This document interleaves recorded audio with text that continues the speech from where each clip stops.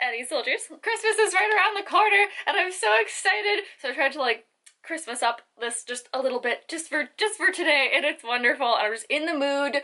I work Christmas retail, which has been just a tad like I'm in hell, but also I'm just absorbing the spirit now. I'm like ready for Christmas to happen. I've done like 99% of my Christmas shopping, but I also know that a lot of people haven't or haven't started. So convenient segue into what this video is. Today I'm going to be talking about amazing bookish gifts that you can get the reader in your life, and I have broken it down by category, so you have a couple of options depending on who you're buying for. So first up is for the fantasy reader. Who do you have that's read all of those epic fantasy novels and, you know, you're looking for something unique to give them this Christmas? Well, I would recommend Shadow of the Fox by Julie Kagawa. This is not the actual cover, this is the advanced copy cover. The real cover is much more beautiful. There's like a giant silver and red fox head on the cover, and it's like this beautiful red and silver, very, you know, seasonal, very festive. This is an Asian-inspired fantasy novel about a girl who is part demon. She is part kitsune,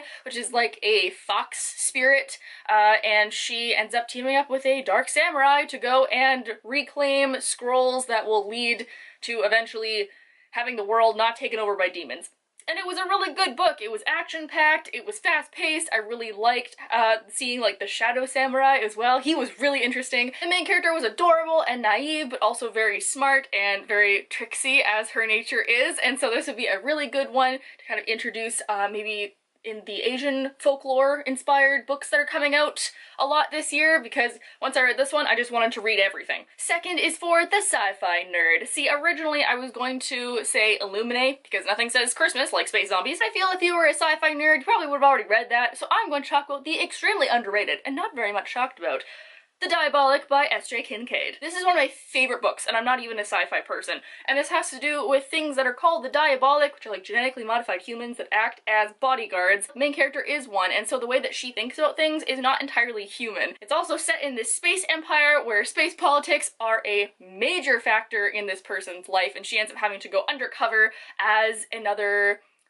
person of space royalty in this like competition slash political move party mabob. It's so good. Oh my gosh, S.J. Kincaid can write the best plot twists of all time. I'm very impressed. This one is a great one, and the cover is also stunning. So just amazing. Imagine unwrapping this. I would be very happy. Let's say the person that you're buying for is not necessarily into all that dragon and spaceship and lasers kind of thing. Maybe they're a contemporary reader. Well, I have the best contemporary that I read this year to recommend, and that is The Astonishing Color of After by Emily X.R. Pan. Lee's mother commits suicide, and I know right away that's not a very Christmassy thing to talk about, but in this book she has to go through this kind of cultural identity crisis as she visits Taiwan and meets her grandparents for the first time, who have been very separate in her life, and it's this big book about identity and culture and like reconnecting with family and your roots and who you are and grieving, and it was such a beautiful book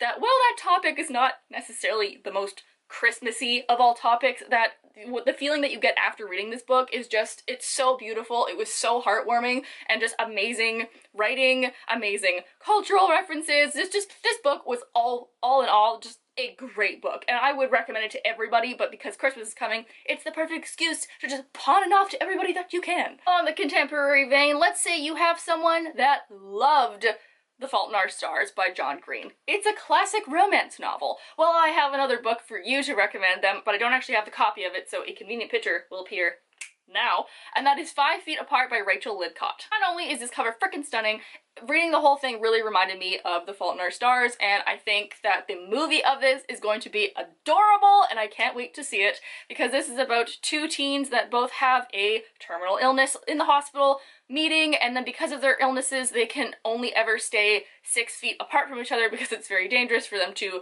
interact and mix germs, but then eventually as they fall in love they decide that it would be better to live instead of just to survive in this hospital full of medication and barriers, so they say let's start being 5 feet apart instead, and it was really cute. The romance was just adorable and easy to read, and I also really liked that it did go into like the sickness and the illnesses, and it was like very informative but also really adorable. So this would be the perfect romance holiday read, because it also has to do sort of in the wintertime with the snow. That plays a big part at the end. Just get it. But Rachel, you're now saying, I have a friend that's read everything. I know people that have read literally the entire library section, that own a whole library themselves. What am I gonna get them? They've read it all.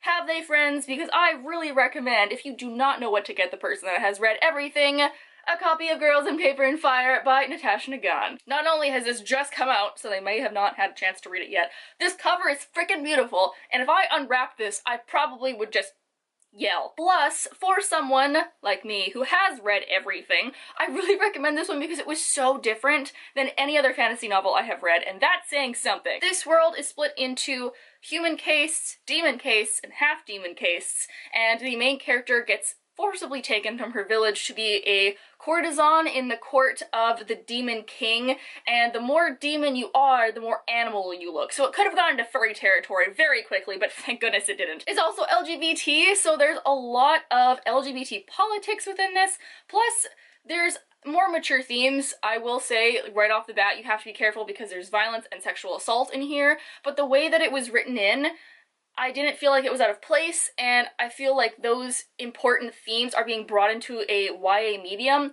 in a very good way, and it also kind of sheds light on the history of being a courtesan, but it didn't do it, like, it did it right, if you know what I mean. I have a whole review on this that I will link down below if you want to kind of talk a little bit more about it, but if you just don't know what to get someone because they've read everything, this one will, like, knock their socks off. Now, on the opposite side of the spectrum, say, Rachel, I have someone that I really want to get into reading. Maybe it's a younger cousin. Maybe it's your friend that just really likes television shows.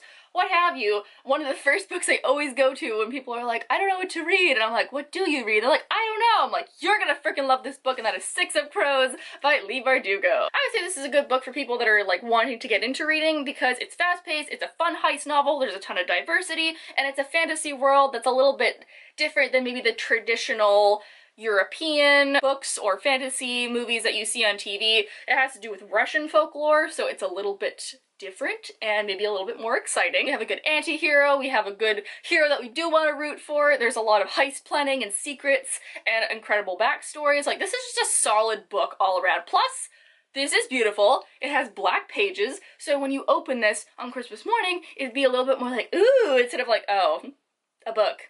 Thanks. Like, no, you open this and be like, whoa! And lastly, a book that I want to recommend for people that have, say, like a younger cousin or someone that is transitioning into reading YA that's a little bit younger. I really would recommend Grace Link by Kristen Cashmore because this is just a classic all around. The writing is pretty standard, so it's not overly complicated nor is it overly young, so I feel like someone that's in that like 11 to 14 range would really like this book. Main character is I think 16, so she's not that old. There is violence in here, but it's not like overly graphic. There's a love story in here, but that's not overly graphic. You have some really cool side characters and the evil king. That's a good like introduction to this kind of fantasy storyline. Plus the evil king has mind control powers and the main character is really awesome at fighting. So you have a couple of really strong villains and heroes and really fun quests, and then some like a younger character too. I think she's like 8 to 10-ish years old. She might be older than that. It's been a long time since I read this. But anyway, so you have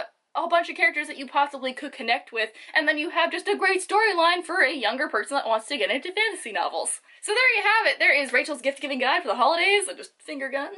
'Tis the season of ugly Christmas sweaters and way too much food, but I'm okay with that. I'm just thinking that all I want for Christmas is books, and I'm like, oh, I got no more room for that. One of the things I've asked for a very long time is one of those rolling book ladders, like in libraries, for my own bookshelves. It would only go like 4 feet, but you know what?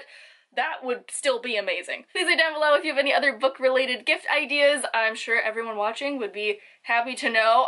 So many people, like, why are you leaving your Christmas shopping to the last minute? Maybe that's just me. I like to be over-prepared. So I shop kind of like during the year, just like squirrel away stuff. Even though it's not snowing yet, as I film this video, I think I'm going to go get myself a cup of hot chocolate in the most Christmassy mug that I have, and then go sit by my Christmas tree and I don't know, watch YouTube videos or edit this or something. I don't know. Just get myself more in the Christmas spirit, I guess. I hope you guys are all having a nice day wherever you are, and I will see you all next week. Bye!